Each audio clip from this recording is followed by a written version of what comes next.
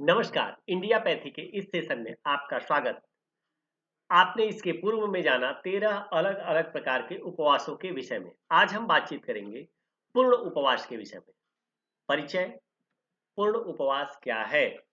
पूर्ण उपवास पाचन तंत्र को पूरी तरह से विश्राम देना, केवल जल का सेवन, बाकी सभी चीजों का त्याग कर देना। इसका उद्देश्य क्या है? शुद्धिकरण, उपचार और मानसिक शांति। पूर्ण उपवास की अवधि कितनी है? इसकी कोई तय सीमा नहीं। व्यक्ति की क्षमता और उसके उद्देश्य पर निर्भर करता है कि यह कितना लंबा हो सकता है। शरीर की शुद्धि हेतु 5 से 7 दिन या हर महीने में 3 दिन तक रह सकते हैं। सामान्य स्वास्थ्य हेतु हफ्ते में एक बार, जैसे बहुत सारे लोग, कोई सोमवार को, कोई रविवार को, कोई शनिवार को, अलग अलग हिंदू स्पिरिचुअलिटी के अनुसार रहता है। पहली बार में सीधे 5 दिन न करें, इसको धीरे धीरे करके पहले 1 दिन 2 दिन करके इसको सिस्टमेटिक एक आदत के रूप में बनाएं।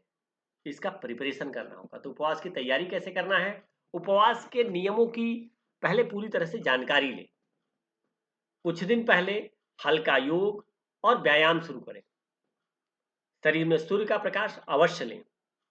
उपवास के लाभ समझकर मानसिक तैयारी के साथ ही इसको करें।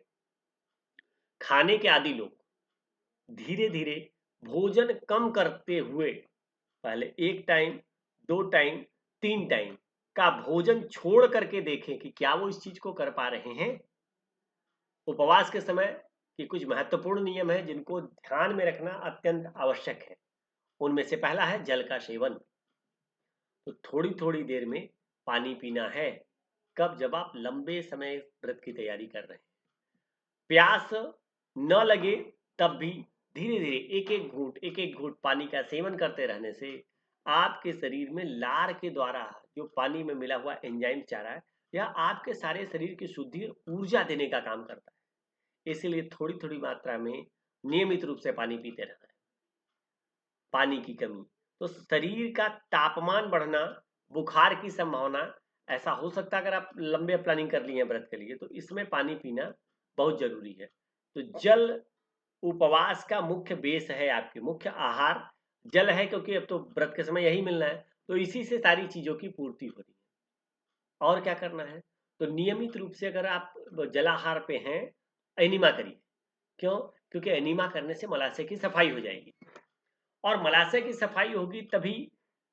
खाने नहीं मिलने पे होता क्या है, आपकी आंतें काम करना बंद कर देती हैं।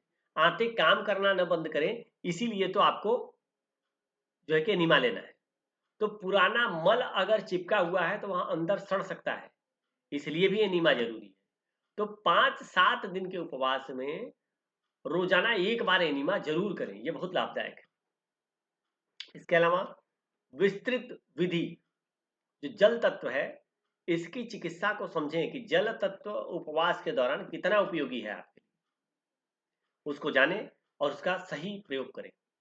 नियम 3, स्नान, व्यायाम और सैर, ये सारी चीजें करनी है। तो कैसे है?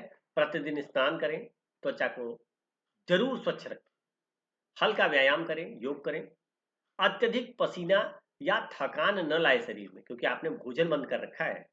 तो कमजोरी हो तो दिन में कम से कम और हल्की सैर करें। बिल्कुल न चलें और न चल सकें तो बिस्तर पर ही हाथ पैर चलाएं। ये नहीं कि व्रत हो लिया तो हाथ पैर में जान नहीं है, बिस्तर पे ही पड़े रहेंगे। नहीं, अगर बिस्तर पे भी पड़े हैं तो हाथ पैर को मूवमेंट करिए, शरीर को एक्टिव रखिए। साथ में नियमित रूप से आप विश्राम और नींद की पूर्ति जरूर करिए। गहरी नींद हीलिंग का मुख्य समय है। जिस आप एक निर्धारित समय करिए कि आप अपने व्रत के दौरान इस निश्चित समय पे गहरी नींद ले रहे हैं, क्योंकि जब गहरी नींद लेंगे तभी शरीर में मरम्मत का कार्य होगा, शरीर में ऊर्जा की वृद्धि का काम होगा, और पुनर्निर्माण, जो शरीर के आपके सेल्स हैं, जो ऑर्गन आपके इफेक्टिव हैं, उन सब में रीजनरेशन का काम तभी होगा जब आपकी नींद अच्छी होगी, आप नींद में होंगे। तो जितना अधिक आराम, उतना अधिक आपको आपके उपवास का लाभ मिलना है। उपवास में ऊर्जा, स्वाभाविक रूप से कम होती है, तो चिंता ना करें इस चीज की। नियम 5, मानसिक स्थिति व दवा निषेध। तो मन को खुश रखना, शांत रखना, सकारात्मक रहना, ये जरूरी है। मंत्र, साधना, ध्यान, इन चीजों का सहारा ले सकते हैं। उपवास के दौरान गलती से भी दवाइयों का सेवन नहीं करना है, क्योंकि कमजोरी, चक्कर आए तो पानी की पट्टी, मिट्टी की पट्टी, उदर स्नान ले लेने से यह जो स्थिति बनती है उस पर नियंत्रण पाया जा सकता है। इसके अलावा ये सामान्य शारीरिक प्रतिक्रियाएं, जब आप व्रत रहते हैं तो ये बेसिकली ये चीजें होंगी, रिफ्लेक्ट करेगी बॉडी, तो घबराना नहीं है इन चीजों से। अब उपवास कब पूरा हो गया ये पता कैसे चलेगा आपको? तो ध्यान देना है, शरीर स्वयं संकेत देता है कि आपको उपवास का क्या फायदा हुआ, कितना हुआ। तो जीभ पर जो सफेद परत जमती है वह अपने आप साफ हो जाती है। अगर वो साफ हो जा रही तो इट मीन्स आपको व्रत का फायदा हो रहा है। श्वास हल्की और सुगंधित होती है। जितने भी शरीर के बदबू हैं, अवयव हैं, टॉक्सिन है, वो निकल चुका होता है, तो शरीर अपने आप में जब फ्रेश हो जाता है तो सुगंधित होने लगता है। शरीर हल्का नजर आएगा, ऊर्जा बढ़ी हुई दिखेगी आपको, मुंह का जो स्वाद है वो सामान्य हो जाएगा, तापमान आपके बॉडी का सामान्य होगा। जब ये संकेत आपके बॉडी में दिखने लगे, तब आप मानिए कि आपका जो लॉन्ग टर्म आपने उपवास रखा था, यह उपवास अब पूर्ण हो गया। और जब उपवास को आप तोड़ें तो भी ये महत्वपूर्ण चीजों को ध्यान में रखें। क्या? कि उपवास के बाद पाचन अग्नि, जो बुझती हुई आग है आपके शरीर की, ठीक, तो उसको तुरंत प्रज्वलित नहीं होगा, वो धीरे धीरे धीरे धीरे ही हल्के आहार को लेने के बाद ही उसको प्रज्वलन का काम करना है, क्योंकि कई दिन आपने उस अग्नि को बुझा रखा है। और तुरंत भारी खाना बिल्कुल नहीं खाना है, क्योंकि अगर आपने भारी खाना खाया तो वह खाना फायदे के बजाय नुकसान कर देगा। तो पहला 2 से 3 दिन जूस, नारियल पानी, सब्जियों का रस अगर आप ले रहे हैं, चौथे 5वें दिन हल्के फल, सूप, इन चीजों को ऐड करिए।